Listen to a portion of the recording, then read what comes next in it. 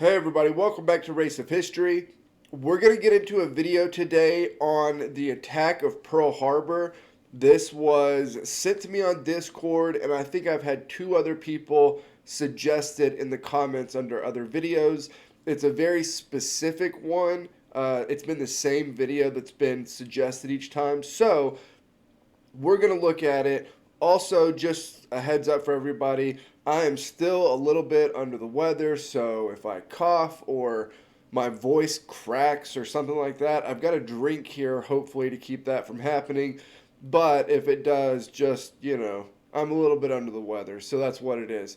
Also, I am hoping to get a Sabaton song out later on this afternoon. It's between a whole couple, Into the Fire, Hearts of Iron, and another one, I think. But yeah, so I'm hoping to get another song out later today. But we're going to start with this Attack on Pearl Harbor, 1941. Let's get into it. About the 27-yard line. Bruce Kennard made the tackle. We interrupt this broadcast to bring you this important bulletin from the United Press. Flash, Washington. The White House announces Japanese attack on Pearl Harbor. Stay tuned to WOR for further development. 1941, Japan situation. America and other nations have imposed an oil embargo on Japan, which means Japan cannot continue their conquests. No problem, Japan would just get the oil it needs from the Dutch Indies. Their underfunded and undergunned fleet will pose no threat to the Imperial Japanese Navy. And if their ally, Great Britain, joins the conflict, well, Japan will fight them too. Both nations are too occupied with the European war anyways. So, through their new conquests, Japan's demand for resources shall be met. However, geography has cursed them. Look at what lays beside their vital supply lines. The Philippines, a US territory. Although America is not officially allied with the British and the Dutch, they are on friendly terms. Japan cannot afford the risk of the US entering the war while they are in the midst of their campaign. Their proximity to Japan's supply lines puts into jeopardy everything they are about to fight for. Basically, the Americans would be holding a dagger to Japan's throat the entire time they conduct their campaign, ready to commence hostilities at a moment's notice. Thus, they come to the conclusion that they must take out the Americans as well. This calls not only for an invasion of the Philippines, but also a preemptive strike on the powerful American fleet at Pearl Harbor. And so with that, history was set. Japan set its powerful Kido Butai to strike Pearl Harbor on the morning of December 7th. Now, the goal of the raids was as follows. 1. Sink a battleship. This was for propaganda purposes. Japan reasoned that if America saw their beloved battleships, symbols of their naval power, destroyed, their will to wage war against Japan would be shattered as well. Which, that's actually kind of interesting, right? Because this is the war where battleships kind of start to take a back seat and aircraft carriers go to the forefront.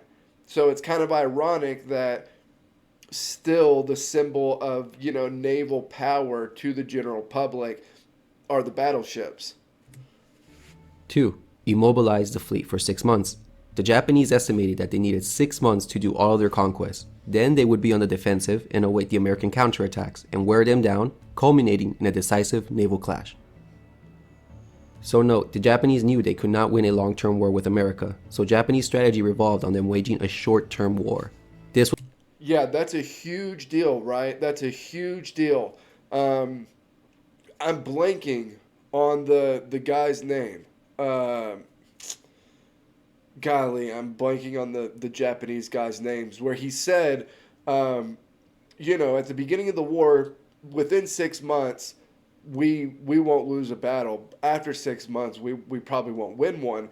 The whole idea is everything can be taken quickly within 6 months.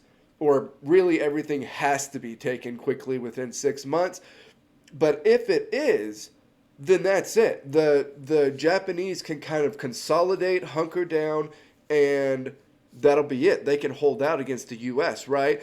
There's this idea that's prevalent even in the United States that, like, it was craziness, rashness maybe, that the Japanese had to know there was no way they could win a long-term war against the U.S. Well, yeah, sure. But they weren't trying to win a long-term war against the U.S. They were trying to win a short-term war against the U.S. And that they felt very comfortable with. right? Especially if they were going to start the war with a massive attack on the Pacific Fleet. This was why attacking the fuel tanks or naval facilities at Pearl Harbor was not even considered in the planning phase. It was irrelevant to the 6-month goal. At Pearl Harbor were some 80 ships. There were 8 battleships, 7 of them in battleship role and 1 in dry dock. 8 cruisers were at Pearl Harbor, 4 of which were accessible to torpedoes, and dozens of destroyers and auxiliaries were docked elsewhere. Unfortunately for the Japanese, the 3 American carriers were all at sea and not in port that fateful day. The attack on Pearl Harbor would be carried out by 6 fleet carriers and its strike force of 350 planes. Their crews had endured 10 months of training for this attack. In addition, 5 midget submarines would be tasked with penetrating the harbor and attacking in conjunction with the main airstrike. The attack would be composed of 2 waves. During the first wave, Lieutenant Fuchida commanded a strike against the ships in the harbor. The key to the first wave was the 50 level bombers and 40 torpedo bombers, also known as Kates. Their torpedoes had been modified with wooden fins so that they could be effective in the shallow waters of Pearl Harbor. Their priority targets were the battleships and carriers at port. The first wave of 183 aircraft was launched at 6 a.m. The strike force approached Oahu and soon the formation separated into groups to attack their assigned airfields and targets. The sky was completely clear of American fighters. The Japanese had achieved complete surprise. The dive bombers beat the torpedo bombers to Pearl Harbor, the first bombs hitting the southern tip of Ford Island minutes before even the first torpedo had been launched. Planes from Hiru and Soryu approached at 7:55. They were disappointed to discover that their targets, the carriers, were not in port that day. Lieutenant Nagai, leader of Soryu's air group, realized there were no potential targets, so he and his wingman pulled off. However, the remaining 6 attacked. They probably mistook the old decommissioned battleship, the USS Utah, as a capital ship, and they fired upon her. 2 torpedoes slammed into her before 8 a.m. The rest missed. One missed so badly that the USS Raleigh was hit. The Utah capsized at 8:12. The Raleigh almost suffered a similar fate, but prompt damage control prevented her from capsizing.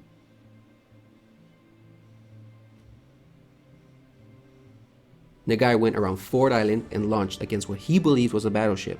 In reality, it was just a cruiser, the USS Helena.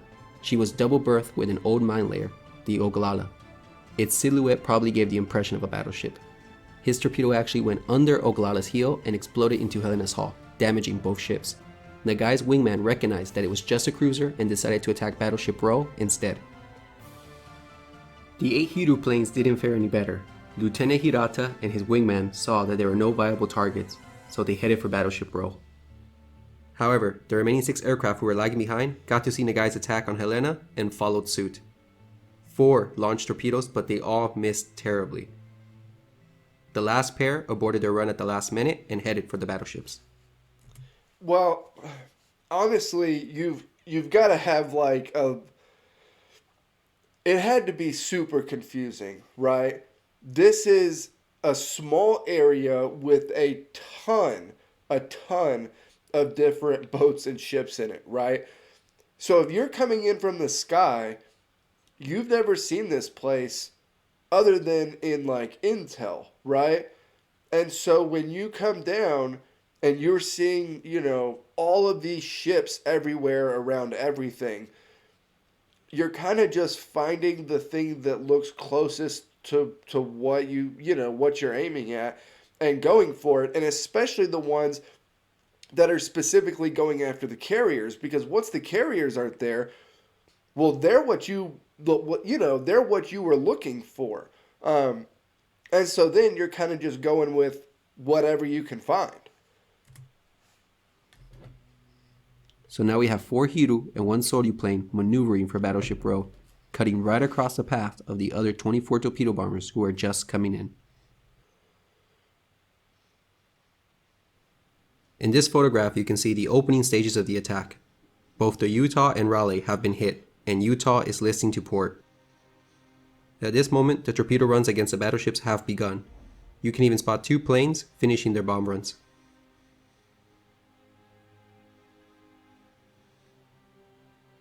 Due to the geography of Pearl Harbor, the torpedo bombers really just had one avenue of approach, If they had gone over the naval buildings, the turbulence would have thrown off their accuracy and limited their launch window. Therefore, the overwhelming majority of the Cape bombers flew single file down the southeast lock. The result was that instead of the attack being spread out, it would be disproportionately concentrated on the southern tip of Battleship Row, much to Oklahoma's and West Virginia's despair. 12 Akagi planes approached single file, 1,000 feet apart, starting at 7:57. All of Akagi's 12 planes launched against these two battleships, except one, which skillfully maneuvered and struck the California.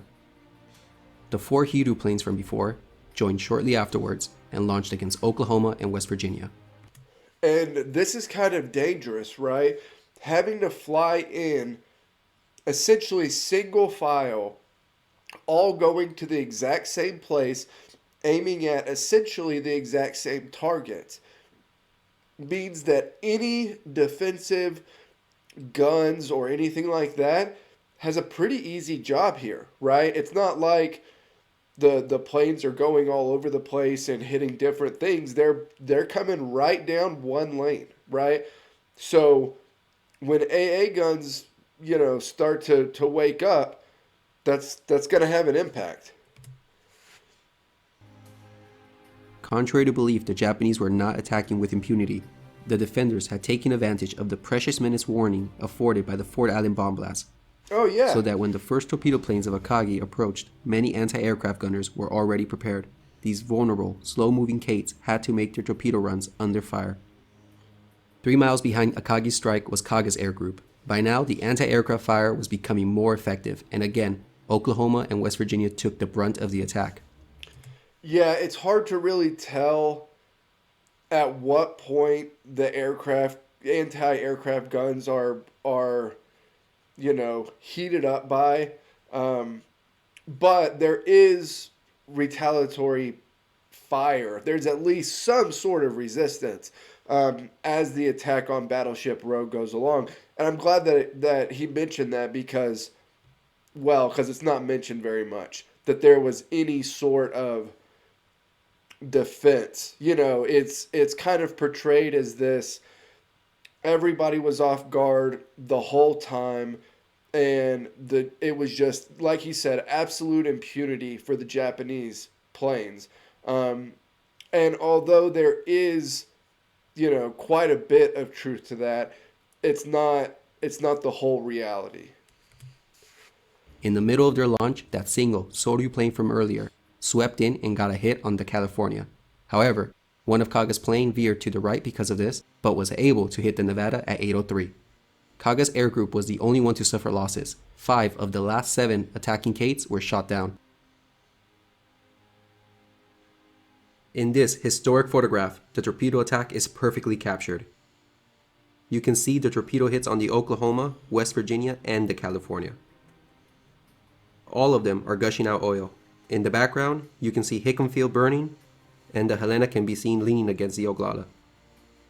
And a Japanese plane can also be spotted. However, the attack wasn't executed as smoothly as hoped. An attack that should have taken less than 90 seconds stretched out over 11 minutes from first run to last. Some had to abort and redo their runs due to mutual interference, and the heavy anti-aircraft fire threw off the pilot's aim and caused them to over-concentrate on just 2 battleships. 21 torpedoes were launched at Oklahoma and West Virginia, over half of the available torpedoes. Oklahoma had 12 torpedoes launched at her. 5 hit her, and she capsized in 15 minutes. West Virginia was hit by 7 torpedoes, but prompt counterflooding prevented her from capsizing, and she settled to the bottom. California should not have sunk from 2 torpedoes, but her hatches were open for inspection that morning, which contributed to her sinking. And she was abandoned due to fires, and when she was reboarded, it was too late. Of the 36 torpedoes launched, only 19 achieved hits. That's a 48% hit rate. 10,000 feet above came Fuchida and his high-level bombers. Their mission was to take out the inboard battleships inaccessible to torpedoes. They came in groups of 5. They released their salvos and scored an impressive 20% hit rate. Unfortunately for the Japanese, out of the 10 bomb hits, about 6 were low-order detonations or malfunctions. That is an outrageous 60% dud rate. The Japanese aviators were greatly let down by their weaponry. The damage could have been deadlier. However, the distribution was effective.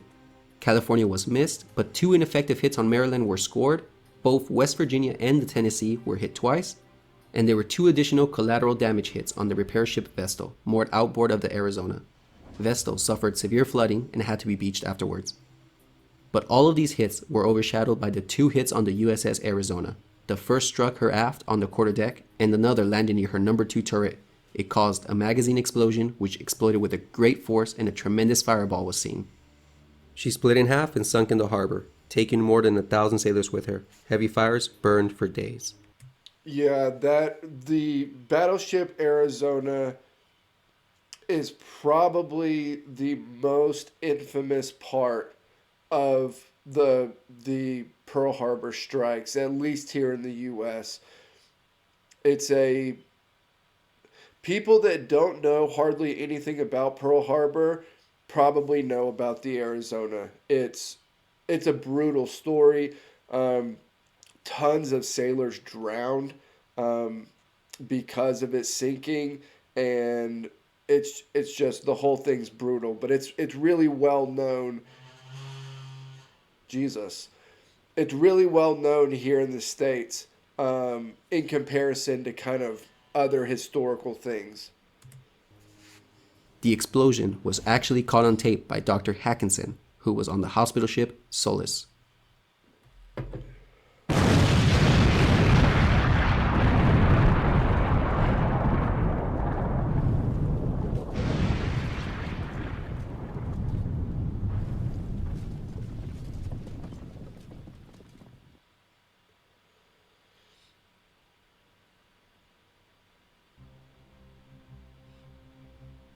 Nevada was the only battleship not suffering heavy damage and capable of getting underway. She did so at 8:40 with the intention of heading out of the channel.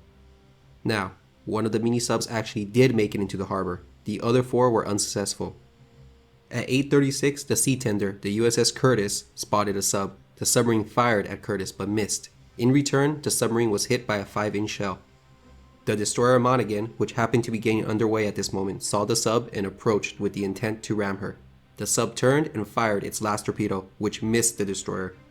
At 8:40, the sub was rammed and depth charged. She sunk with both crew members killed.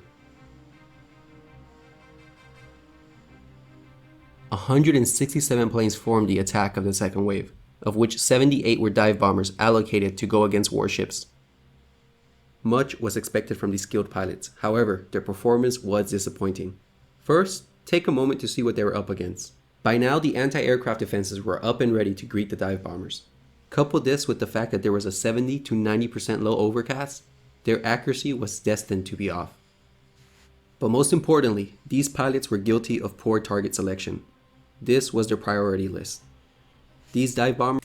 Which this is actually kind of crazy because if I remember correctly, these were some of the most experienced pilots that Japan had at this time. I mean, they literally were, it was those experienced pilots that they went and got for this particular bombing run. So the fact that they ran into as many issues and struggled the way that they did, especially with finding and hitting targets, is kind of wild. Lucky, probably. Bombers with their general purpose bombs were well suited for attacking the 8 cruisers left in Pearl Harbor. But during the attack, about roughly 30 attacked battleships, only 17 went for cruisers, 16 attacked destroyers, and 12 attacked auxiliaries. The attack began at 8:54. The USS Nevada was caught in its escape during the second wave. The prospect of sinking the ship in the channel and thus blocking access to Pearl Harbor was a very, very improbable outcome. However, the pilots couldn't resist the opportunity, so they attacked from 2 directions. 14 to 18 valves dropped against Nevada. Nevada was hit 5 times by 9 o'clock. And at 9:10, she had to beach herself. This was the shining moment of the second wave. But it deserves to be criticized. Did they contribute to sinking a battleship? Yeah, but it was by the rarest of luck. Nevada succumbed not to Japanese bombs, but to poor material condition, critical design flaws, and a massively significant damage control mistake. And again, it still doesn't make it any wiser. The battleship should have been avoided. The attempt to sink Nevada in the channel was a waste of ordnance that could have been better employed against targets more vulnerable to their effects. 1 to 3 dive bombers went for California, scoring 1 hit. The USS Pennsylvania, the fleet's flagship, the only battleship in dock, was also poorly selected. 9 bombers went after her. She suffered only a single hit at 9:06. The real victims, though, were the 2 destroyers ahead of her, which received collateral damage. 2 hit the Cassin and 1 hit the Downs, heavily damaging both.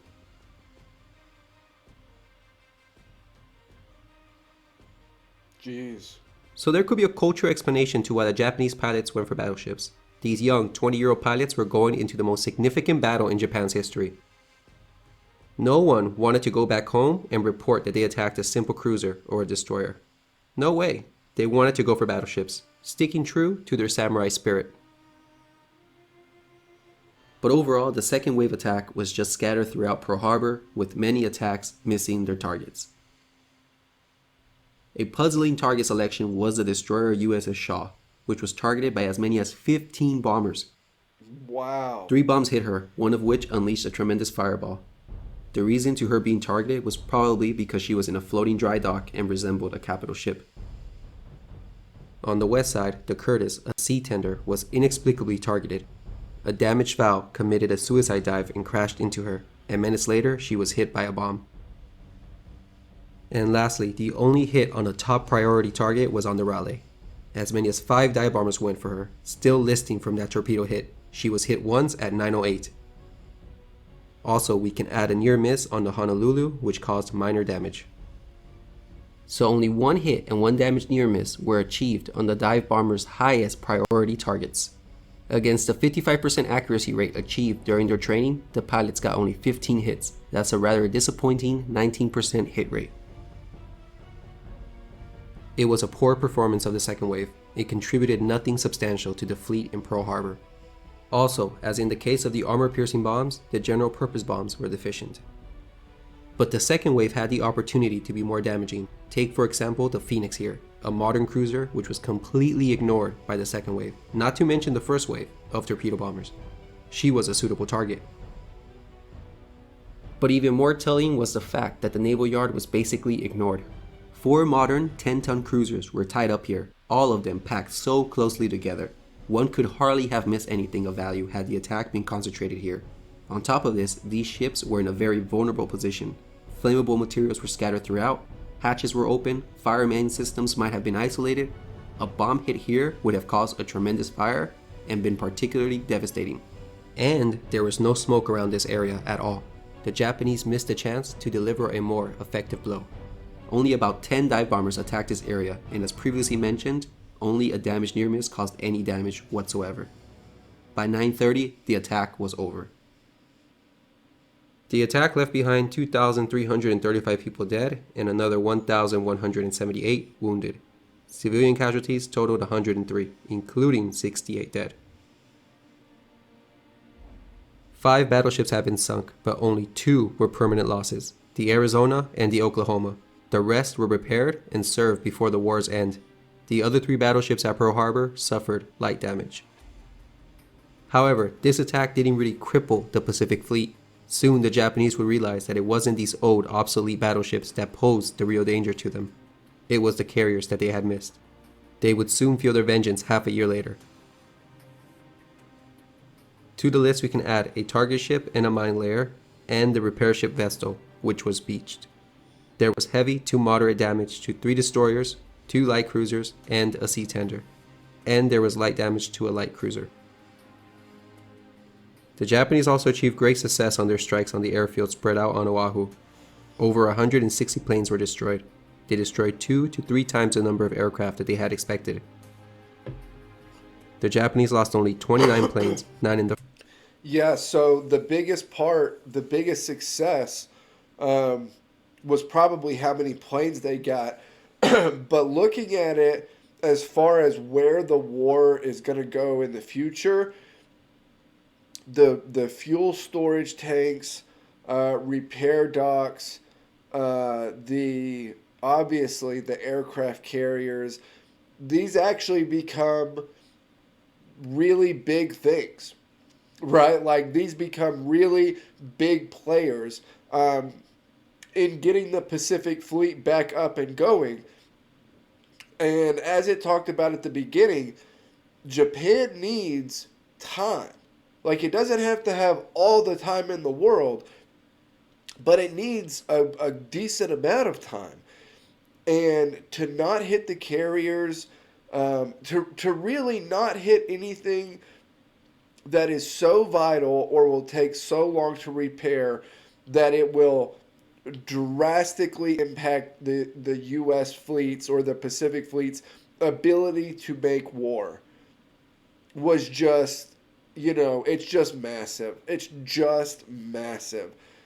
Because this could have been absolutely devastating. I mean, for morale reasons and things like that, it really was devastating, right? This is a huge deal, even in the modern day, in kind of the U.S. psyche, right? But man, like, damage could have been done that could have almost knocked the U.S. out of the war in the Pacific, until long after Japan had reached their strategic goals in the region. But, luck, poor planning, whatever it is, it just didn't happen. The first wave, 20 in the second wave. A testament to the Americans' quick air defense. Also, none of Japan's 5 midget submarines made it back. Was the mission accomplished? Well, yes. All 4 battleships hit by torpedoes were out of the war for 6 months or more, and they had sunk 1 other battleship by bombs alone. And with that, the Kido Butai sailed back home, unscathed. World War II had just started for America, and the sneak attack left behind a temporary shocked nation, but a nation that afterwards would be resolved to finish the war with nothing less than a total victory on their side. The Japanese had awoken a sleeping giant. Okay, so that was the attack on Pearl Harbor. That was a really good video. I'm not sure in regards to the third wave that was not sent in by the Japanese. I've heard a couple of different reasons for that. One of them being fear. Once they realize that the carriers are not at Pearl, fear of the carriers, not knowing where they are. But I've heard a couple of different reasons for why the third wave was not sent. But yeah, the attack just could have been really, really devastating for the U.S. and their ability to, to prosecute a war in the Pacific for a prolonged time period. And it ended up being kind of a rallying cry for the U.S., but also the Pacific Fleet was just back up too quickly. And the carriers not being there and them, playing such a huge role going forward, it's just I don't know, like I said, missed opportunity. Maybe it's luck. Maybe it's poor planning. Maybe it's a combination of a lot of stuff. But really good video. I'm going to get another Sabaton song out later today. But as always, like, comment, subscribe. Help me keep building the channel over here. I will put the link to the Discord down below if you all want to join over there and continue these conversations. And I will see you all next time.